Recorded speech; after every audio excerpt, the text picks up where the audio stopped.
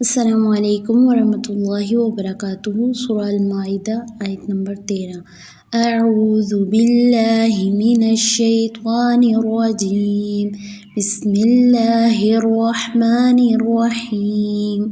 فبما نقضهم میثاقهم لعناهم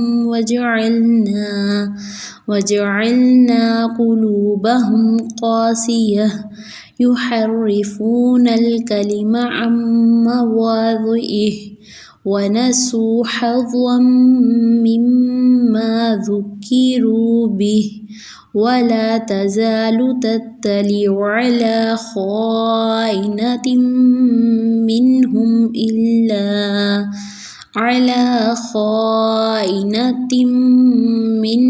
إلا قليلا منهم فاعف عنهم واصفح إن الله يحب المحسنين۔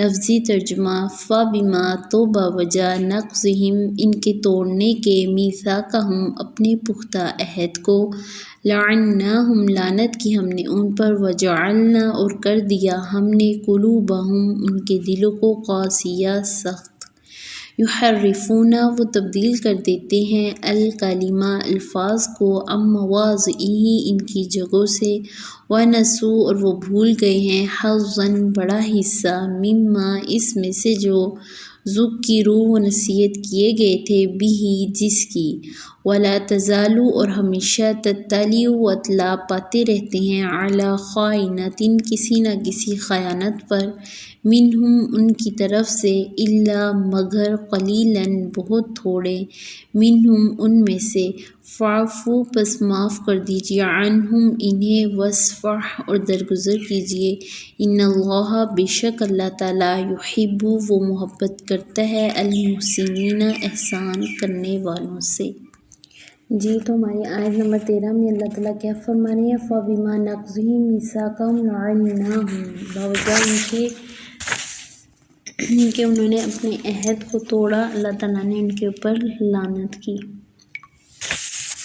اب دیکھیں کہ انہوں نے بجائے اس کے کہ وہ نماز قائم کرتے اور زکوٰۃ ادا کرتے، انہوں نے ان میں کوتاہی اختیار کرنا شروع کر دی، اور اللہ تعالیٰ کو قرض حسنہ کی بجائے، لوگوں کو صدقہ و خیرات کرنے کے بجائے انہوں نے سود خوری اور حرام خوری شروع کر دی تھی۔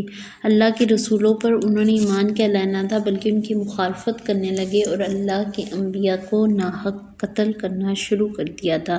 تو ان تمام وجوہات کی بنا پر اللہ تعالیٰ نے ان کے اوپر لعنت کی اور ان کے دلوں کو سخت کر دیا تھا، یعنی کہ پھر وہ کبھی ایمان کی طرف نہ آ سکے۔ یحرفون الکلمہ عن مواضعہ اور وہ تبدیل کر دیتے ہیں الفاظ کو ان کی جگہوں سے، یعنی کہ ان کے جو کلام اللہ تعالیٰ نے انہیں دیا تھا انہوں نے اس میں بھی تحریف کرنا شروع کر دی، وہ ہر الفاظ کو اپنے خواہشات کے مطابق اس کا ہر آیت میں سے مطلب نکالنے لگے تھے۔ وَنَسُوا اور وہ بھول گئے ہیں، حظًا بڑا حصہ، مما اس میں سے جو، ذکروا بھی وہ نصیحت کیے گئے تھے جس کی۔ اللہ تعالیٰ کہتے ہیں کہ وہ اس کا بہت بڑا حصہ جو ہے وہ بھول چکے ہیں جو انہیں نصیحت کی گئی تھی۔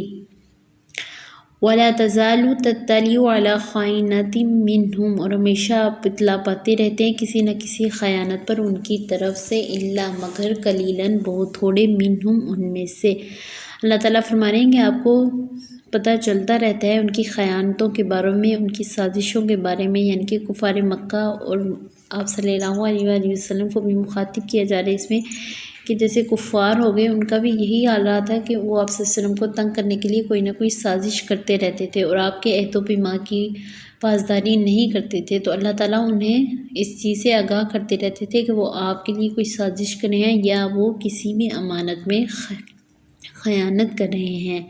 ٹھیک ہے جی، تو اللہ تعالیٰ کیا فرمایا؟ فاعفو عنہم واصفح پس معاف کر دیجیے انہیں اور درگزر کیجیے، کیونکہ اللہ تعالیٰ چاہتے تھے کہ اگر آپ صلی اللہ علیہ وآلہ وسلم ان کی فکر میں لگ گئے تو آپ کے اوپر یہ ایک اور چیز آ جائے گی، یعنی کہ آپ دل گرفتہ ہو جائیں گے اس چیز سے کہ ہائی ایک پریشانی آپ کو علیحدہ سے لاحق ہو جائے گی۔ تو اللہ تعالیٰ فرمانے ہیں کہ بس آپ انہیں معاف کر دیجیے اور ان سے درگزر کیجیے، یعنی اگر یہ ایمان نہیں لے کے آتے تو بس آپ انہیں چھوڑ دیں۔ ان اللہ یحب المحسنین بے شک اللہ وہ محبت کرتا ہے احسان کرنے والوں کو۔